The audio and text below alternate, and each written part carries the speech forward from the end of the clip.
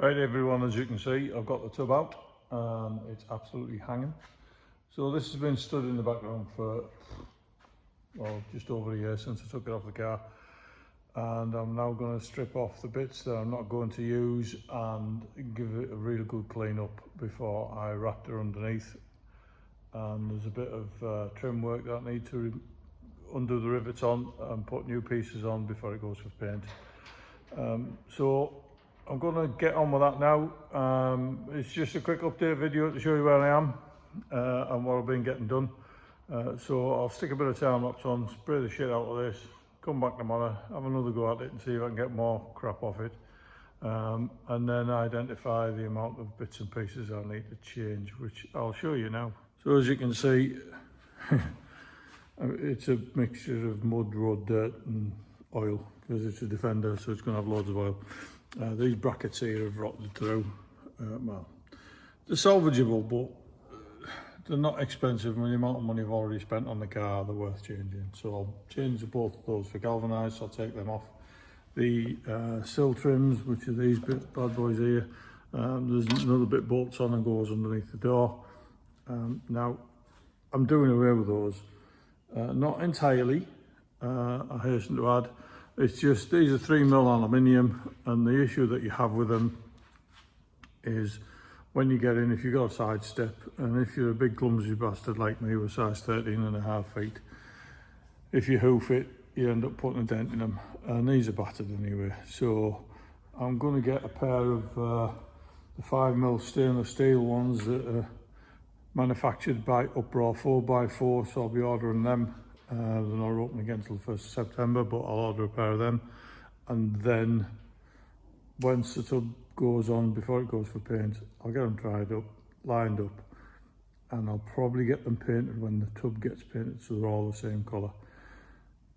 So without further ado, I'll stick a bit of time lapse on, and all I'm going to do is spray the shit out of this, and then I'll pick this video up again tomorrow.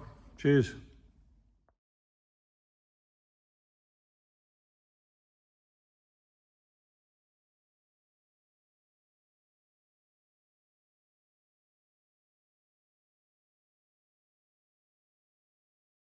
Right, so as you can see, I've just give that a healthy lashing of the heavy duty degreaser, and that's the stuff that I use. I've used it before. It's cheap as chips from Screwfix. I don't dilute it with anything. I just horse it into the bottle and spray it on, and you can already see it's starting to strip stuff off, and you can start to see the colour through it. Now I'll just leave that overnight, and then if I get a chance in the morning, I'll come back and give it another dose of it, and then tomorrow night I might get the pressure washer out and blast it with the pressure washer to get the thick off. And then there's all sorts. There's what the remnants of the lights. There's the clips for the seat belts, which are US. They're rotten through, so all of them's going to come off. And I'll get on with that. Just to give you an update with the rest of. I can't remember what one was to do, if I'm honest. But there you go. Oh, looks a bit shinier. So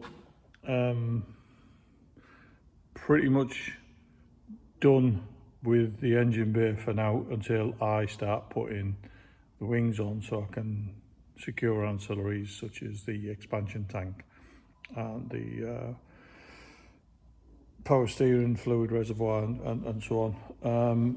I have dropped one absolute major fatty. If you just, oh, you can see down there. As you can see down there, there's the green line that goes into the axle is the breather pipe. Now, this is a TD5 front axle, so it wouldn't have had a breather pipe. It would have had like the relief valve that just drips onto the floor, but as it's got a breather pipe on the rear axle and transfer box and gearbox, I wanted to make them all the same. So I tried to remove the brass collar and then tap the axle, which I've done. I've tapped the axle, no problem, so that's threaded with a 12-to-1 thread, and it fits perfect. The problem I have is the brass sleeve fell inside the axle.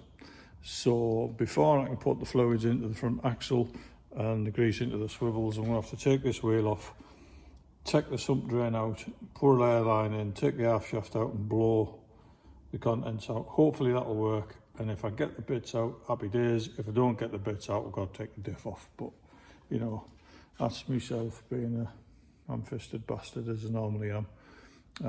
But yeah, back to this. It'll come out really well. It'll tidy up. It's fairly straight. Well, it's pretty straight. There's a little bit of a knock on that bottom corner, but that'll come round. It's caught something that's been pulled by the previous owner when it's been lifted on and off.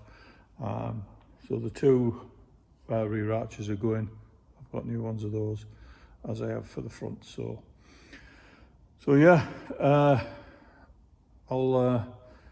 I'll jump on tomorrow. I'll do a little bit more, and hopefully I'll get a video out for a change, and you can see some more progress.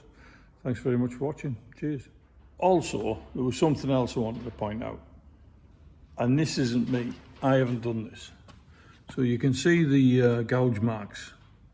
I mean, they're not massive gouge marks, but the cut marks where they've used a grinder.